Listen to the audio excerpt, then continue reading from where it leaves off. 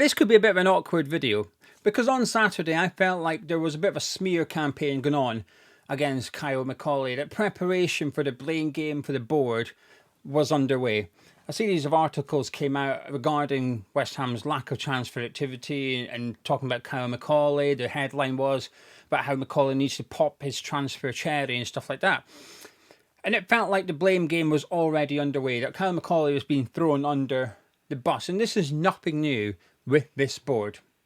So when I read it, I thought, here we go again, because we've seen it time and time again. And you know what? The worst thing is, we'll see it again in the future. Whether it's next summer, the summer after that, the next January transfer window, we don't know when it will be. But what we do know is, it will happen again and again while this lot are in charge of West Ham United. We've seen it in loads. Tim Snyden, David Moyes, managers as well as those in charge of the transfer window, constantly get put out there by those at West Ham United or those involved with transfer dealings at West Ham United. It gets leaked and dropped out there that he's the problem. It's not us, it's not the board. No, it's that guy. He's the one that's causing problems. He's the one that is making you unhappy. And it felt like that was the start of it on Saturday, that if West Ham have a bad summer transfer window, the blame game, the narrative has already begun. That's because of Kyle Macaulay. And I didn't like it one bit. Now, this video is an awkward one to do because of the elephant in the room, which is the author of those articles was Gonzo. And that's awkward for me for obvious reasons, but two reasons. Reason A, I know Gonzo. So some people might think, oh, you're calling Gonzo out. That's why this is awkward. And reason B, I know Gonzo. So I read those articles perhaps differently to how a lot of other people would have read it, because I know him. So when I read it, I knew who Gonzo had spoken to. I knew exactly why that person had said what he said to Gonzo. And Gonzo's gone and put the articles out there off the back of one phone call. And I knew it was going to cause a backlash. Now, as a West Ham fan, it pissed me off.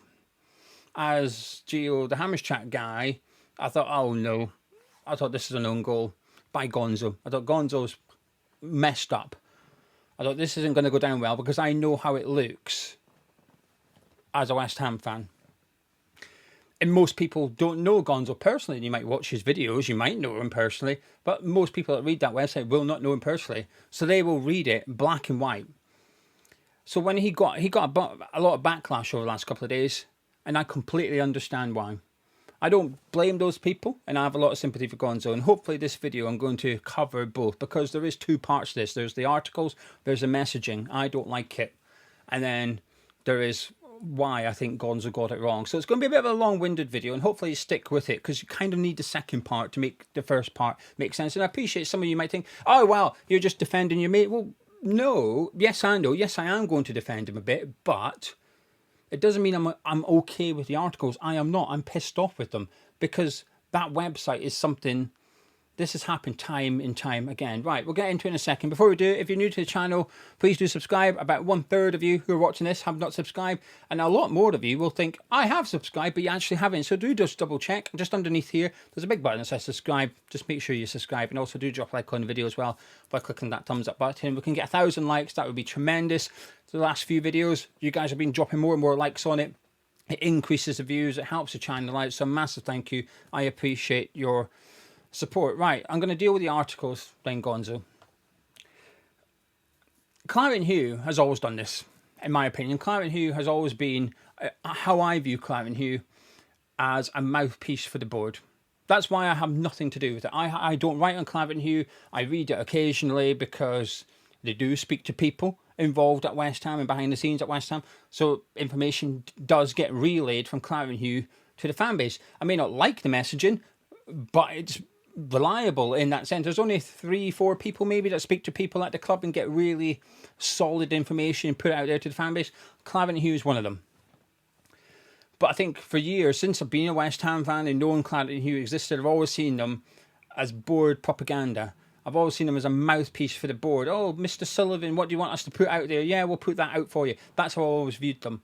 And over the years, since doing this channel, and this is where the longer term subscribers of Hammer's Chat will be able to verify this and say, yeah, he's telling the truth here. I've called that website out on numerous occasions.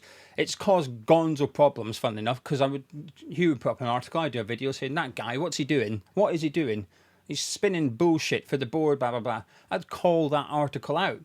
Hugh would ring up Gonzo going, what's he doing? Calling me out, blah, blah, blah. So Gonzo would have to play Switzerland and basically, oh, just leave him alone. Hugh, go away, Gio, go away. But we were like two dogs snarling at each other. Hugh did his thing. I thought he was good at it. I just didn't like what he did.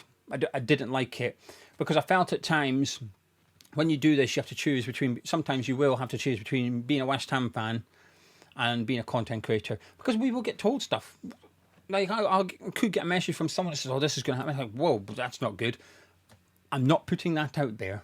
That's why I've stayed away from being an in the know. It's dangerous. I think it's a hard game to do. It's a game I don't want to get involved in. And apart from Ben Johnson and Jesse Lingard, I am not an in the know. When it comes to those, or Lewis Orford, or something like that, there's a few things I'm very, very confident I know the truth. But there's some things I don't know. I just know what you guys know. I read what you guys read. But for me, Claret and Hugh has always been trying to twist the narrative. Things. I remember the last time me and Hugh had a big fallout, and it was over Lucas Paqueta. An article went up on his website, and we had a game on a Monday night, and he was coming back from injury. I want to say it was against Bournemouth. I can't remember, but David Moyes was the manager. And the article went up about how Moyes better not play Paqueta. Paqueta's not fit. He better not play him, risking injury. And I thought, what on earth are you doing? What are you doing? I thought, that's crossed the line. That is, your 90% of stuff you can do. But there's a 10%, I think, just do not put that out there. That is not good. And when that came out, I thought that was someone undermining David Moyes. Now, at that point, I wasn't Moyes' biggest fan, but that was too far. I felt like that was basically saying, I dare you to play Lucas Paqueta, and if you do, we're going to come after you. Now, unfortunately for them, Paqueta played well, wasn't injured, and we won the game, I think. And Paqueta had a good game. But I did a video saying, what on earth is this? This is bollocks, this is. And on the phone to Gonzo, blah, blah, blah. And so my point is, it's context around the website. I don't like it as a website. Now, Gonzo's always got on really well with you. And Sean, and before we did Hammer's Chat, Gonzo used to love reading Claret and Hugh. And still, and now he's a part of it. And he's a main author over there. It's part of his job now to write for Claret and Hugh. But it's two separate things. Claret and Hugh, Gonzo is two separate things for me, because I don't like that website, and Gonzo knows I don't like the website. I never have. My feelings have always been very clear to Gonzo. So when all this stuff came out on Saturday, I wasn't happy, because I thought it came from well, I know who it came from. I'm going to tell you who it came from. Gonzo won't say this. Gonzo can't say this, but I will say this. A lot of people think it came from David Sullivan. It didn't. There's always codes and the phrases used on the websites. So if it says a top source, that's David Sullivan. Previously, it would have been David Gold. It may be Karen Brady. It may be Tara Warren, who's on the board at West Ham United. It will come from someone at the top of the tree at the football club. So top source. You can usually go, well, that's David Sullivan. It usually is. But in these articles, they didn't say that. It said a transfer insider or someone that's involved in transfers at West Ham or something like that. That's not the club. That's a footballing agent whose, ironically, initials may be BS, right? I'm going to get a phone call from Gonzo now saying, what are you doing? Why are you saying that? Because that's who it is, right? Gonzo speaks to him on a regular enough basis to get the scoop and get the lowdown, and then becomes the messenger boy. So anything in those articles wasn't Gonzo's opinions. It was from an agent whose initials may be BS, and he may have been involved in the transfers of bringing Thomas Souček and Lucas Paqueta to West Ham United. Now, when I read it, I was able to read it that Gonzo had a phone call with Agent BS, and this was the information he was given by Agent on the phone. And that is what had occurred. But I think it came across as Gonzo's opinion. However, here's my issue. Agent BS got that information from somewhere. Agent BS has got that narrative about Kyle Macaulay from someone and from somewhere. Well, we know who he speaks to. He speaks to people at West Ham. But this bit is my opinion. I think Agent BS has had his nose cut off a little bit, because if you remember, and this is my issue with it on Saturday, this is why I think narrative changed. We go back months ago when Tim Steidten was let go. it came out David Sullivan didn't think it was good value for money, or he could do a similar job. There was no need for someone in that role, so he was going to do it himself. David Sullivan was now back in charge of transfers at West Ham. And in January, we heard about Karen Brady being involved in transfers. We got told she was the one negotiating, or not negotiating, making stupid demands for Banzuni, and we never got him. So she wasn't really negotiating. She was making take it or leave it all. Negotiating is we have a discussion, right? That's not negotiating. She was saying, here's my offer, take it or leave it. It's my first and final offer. And they went, we'll leave it then, thank you. And I think Brady pretty much confirmed it herself when she did that Sky Sports podcast with Jack Sullivan. She got asked about it and she sat there proudly, oh, I do take it or leave it offers, blah, blah, blah. She was basically confirming she's involved in transfer negotiations. So I think in January we had evidence that the board are now back in charge of negotiating over transfers. Now, of course, at this point, Macaulay hadn't / only just arrived at the football club, but they were in charge. And the narrative we were getting told was they will be in charge from now on. Macaulay's coming in, him and Potter will identify players, and the board will go and negotiate it. And I feel like towards the end of the season, it started to change a little bit about how Macaulay's going to be in charge and just concerns, blah, blah, blah. And Agent BS had worries that Macaulay didn't know anyone. And we got told at the end of the season, Macaulay and Potter are going to cut the agents out. They're not going to involve agents. Now, I think people took that too literally, which meant they're just going to not speak to agents full stop. And, well, you can't do that when you're doing football transfers. It's impossible. You can't speak to players. You go through their agent. The agents gets paid a lot of money to make footballers' lives easier. Ultimately, that's their job. Make my life easier. You deal with the finances, you deal with the contracts, you deal with my media duties, arrange my life. Basically, you're my little PA for me. And then I will turn up and sign on dotted line when you've got a deal I'm happy with.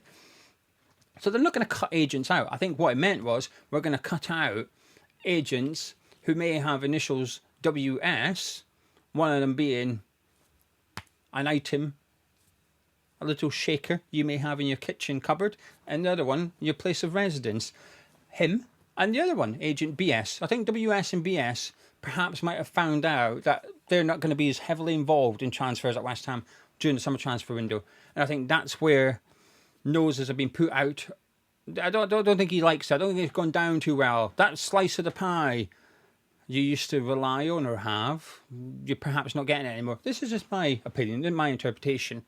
So therefore, when I'm reading these articles, I read it as an agent who was unhappy with the way West Ham are going about things, and part of the reason for that is because we now have Graham Potter and Kyle Macaulay at the football club, perhaps wanting to do things differently when it came to approaching transfers, and therefore they were going to be cut out the loop and earn less money off the back of West Ham United.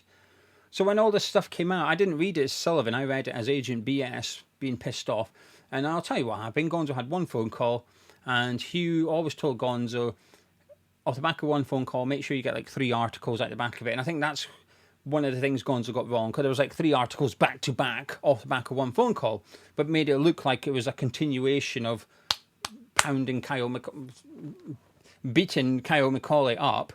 And when I read it and I was like, what are you doing? What the hell is this? This is a disgrace. Now, my opinion about the board still stands, which is I still think they will be happy with this smear campaign. I think Macaulay will still get the blame. My personal blame lies solely with them, because one of 3 things are going to be true. Possibly 4. Either he is in charge of negotiations and he does a fantastic job. I would argue you've got lucky there. Either the board are going to be in charge of negotiations and do a fantastic job. Can't see that one. Then you've got the other side of it, which is Macaulay's in charge of negotiations. It goes bad. Well, there's only one person to blame there, and it's not Kyle Macaulay. It's Sullivan / Brady for putting him in that position. The fault will be with them. And then there's the board in charge of negotiations. It goes bad. No one's surprised. It's still their fault as well. So you could argue the board can't really win with me going into this window. There's probably an element of truth there. To do so, we'd have to come out of it with a squad that I feel is capable of competing in the Premier League next season, and we've addressed what we need to do in this summer. We've got good players in. I'm happy with recruitment.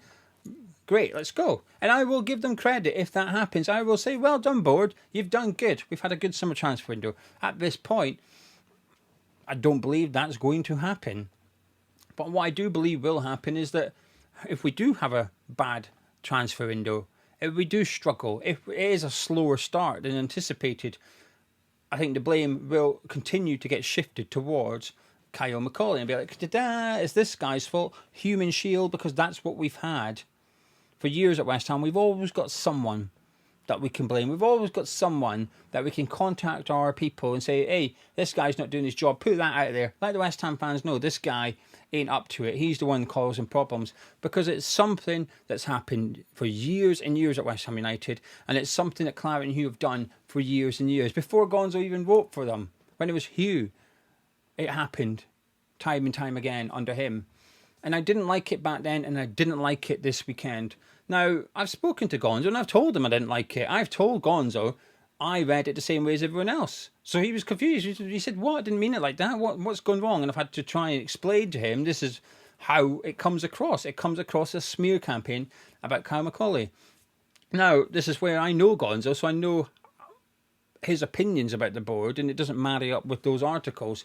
And I think he's struggled to separate himself as a journalist to himself as someone voicing his opinions. And I appreciate, like I said, I know people will listen to this go, oh, you're just defending Gonzo. Oh yeah, because I know him. But it doesn't mean I don't want to call this stuff out. I called it out under Hugh, and I will call it out again if it happens, because I don't like it whatsoever. And maybe I could have just swept under the carpet and pretended it didn't existed. But that would be fake of me. That would be false of me. I'd be pretending that those articles on Saturday didn't piss me off. I would be pretending those articles didn't concern me, because they do. I think the messaging still comes from David Sullivan. Although he hasn't been the one that's spoken to Gonzo, I think it still comes from the football club, because Agent BS has picked up from somewhere and fed it back to Gonzo. So personally, while it's me not directly come from Sullivan, I think perhaps indirectly it has. I don't know that part, I'll be honest with you. When I rang Gonzo this morning, I didn't ask him that. I was more concerned that he was okay because of the backlash he had. I wanted to make sure that mentally he was doing all right. That was my priority. But there will be more of this to come from the board. More blame game. It's something they've done years and years. And I don't like it one bit. And I personally will continue to call it out, because it's my honest opinion. That's all I can do, give my honest opinion. Anyway, best of luck to Kyle Macaulay, because he's going to bloody need working under this board. If he is in charge, the board have messed up already. Because, again, I had an interaction with a subscriber last week, because I made a comment about how Macaulay hasn't been in charge of negotiation before. And he said, oh, you always say that. I said, well, no, that's a lie. I don't. I've said that about twice. And he said, well, Gonzo does. Okay, well, that's Gonzo's opinion. That's Gonzo's opinion. We do different research. We speak to different people about things. I don't just sit here and go, oh, what do you think about Kyle Macaulay? Let me get my bowl of thoughts out. Oh, it says never done negotiations. Let's just read that one out. That doesn't happen. I go away and do as much research as I can regarding a topic before I express my opinion on it. Because he has been a head of recruitment before at Swansea City. He was head of recruitment. When he was at Chelsea, he was chief analyst, but he essentially got promoted. And then when Potter got the tin tack, they kept him. They kept Kyle Macaulay. That's important for me. That is context, which is your crap. Out you go. Actually, you're pretty good. The best thing he done was bring you and Ben Roberts. He's still at Chelsea. We're going to keep you two. 3. I think there's another guy. The rest of you is out the club with Kyle. Out of the club with Potter. Useless. Away you go. So I am, it doesn't, sometimes you can say 9 good things, but the one bad thing is the one people pick up on. Did a video about how, actually I think Kyle Macaulay could be important in terms of identifying players, and he could be the right type of person to have for identifying players. My concern is negotiations, because I'll go up the chain to David Sullivan and Karen Beatty, and I don't think they're very good at it. And that's, you know, you say that, and someone says, yeah, but why do you keep saying he's not done the good? Well, what about the good stuff I've just said? You're just going to ignore all that. So anyway, I still maintain, I think Macaulay, the type of talent identifier he is in terms of data, could be beneficial. We're going to have to work hard this summer transfer window. We cannot get a lot wrong. We can't afford to financially, and we can't afford to in terms of squad size. Potter wants a smaller squad. Makes sense, great. I'm all for it. I agree. But you can get, if you've got 25 players and 3 of them are useless, you've still got 22. You decide to have 20 players and 3 of them are useless, you've now only got 17. You cannot the room for error is much, much lesser. Therefore, when you sign these players, they need to be much more researched. You need to be more confident than ever they're going to work out. You can't afford to go and take a punt on an injury-prone player. If you're going to have a squad of 25, you can punt on an injury-prone player too. But when you're going to have a small squad, you can't, because you need those players to be fit for pretty much every single game as much as you can. Because if you're going to have a small squad, you're missing a couple, it's even smaller. So that's why I think actually having someone who's gets into the finer detail of players and the underlying data might not be a bad thing. My concern, there's two concerns. One, the negotiating side of it, because I still think it's them in charge, them being Sullivan and Brady. I still think they're in charge of negotiating, despite what may be leaked. It's not going to change my opinion. That's my flaw. I'm too stubborn, right? My second concern, so my first concern is the negotiating side of it, and there's the lack of player sales is my concern as well. But the one concern I don't really have is, ironically, Kyle Macaulay, or at this point, Graham Potter. I think I've got a lot of sympathy for both of them, and I think they're pretty much blameless for the situation we're in. Now, like I said, there is still that $1 million question, which we're not going to get answered anytime soon, which is, what were they told in January? What was Graham Potter told? Was he told he's going to have a load of money to spend and actually he doesn't have it anymore? Or was he told we're going to have to sell before we buy, so he knew what he was getting into? Because I think that's important. I think context is important, but we don't know it. We haven't been told it yet.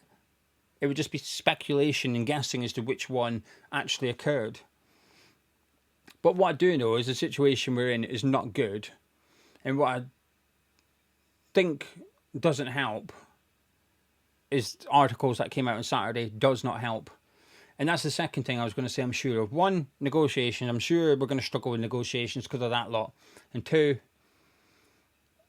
the smear campaign will be back. It might not be this month. It might not even be this summer. Maybe we start signing players soon and there's no more human shields being put out there. It will be back. This board is so bad. I'm going to leave it on this one. This board is so bad. I really disliked Lopetegui. Really disliked him. I didn't want him at all. He came in. I shut up for the summer because I felt like I was pissing on people's fireworks a little bit. Believe it or not, it's not a nice feeling when you see people happy and excited and you're sat here going, man, man, man, man, man. I shut up and just spoke about transfer. I stayed away from talking about Lopetegui. I thought it was the right thing to do. Took the piss out of Gonzo because he was being catfished. And the day I seen him do a video, said, "Hey, Lopetegui's coach can speak 6 different languages." I thought, oh, really? This is catfish desperation. This is. I just take the piss out of him all the time. I still do. But I never bought into it because I didn't like him. I thought he was a crap manager, and I was quite confident he was going to be crap. He was worse than I thought he'd be. I didn't enjoy the football under him, blah, blah, blah. By the end of it, I could not wait for Lopetegui to go. I couldn't wait for him to be sacked. But in his final week at West Ham, I ended up feeling sorry for him. I actually went from I didn't hate him. I don't know him. I hated him being our manager. I thought we had a good opportunity. We pissed up the wall by getting in the freebie. My hatred was about the board, but he was the sort of the guy, I guess, that I looked at and pointed my finger at and said, rubbish. But by the end of it, I felt really sorry for him. And the reason I felt really sorry for him is because of the way the board treated him. They had him taking training on the Wednesday when they were finalising the contract and getting it signed by Graham Potter. On the same day Potter was signing his contract, Lopetegui was told to take training, went home and got a phone call to say you're sacked. That is how scummy our board are when it comes to dealing with people. So they're willing to do that to people. Julian Dix has told us, not us, but he spoke about it, that when he found out he got sacked under Slaven Bilic, it's because his daughter rang him because she'd seen it on Sky Sports. So he didn't even know. His daughter, are you okay? Yeah, why? Well, it's on Sky Sports, you've been sacked. What? That's how low this board is. So with that in mind, they're only going to continue to use people like Kyle Macaulay, Tim Steiden, Mario Huslash. You might not like him. You can dislike someone, but also feel like they've been chucked under the bus. And on Saturday, it felt like that's what was happening with Kyle Macaulay.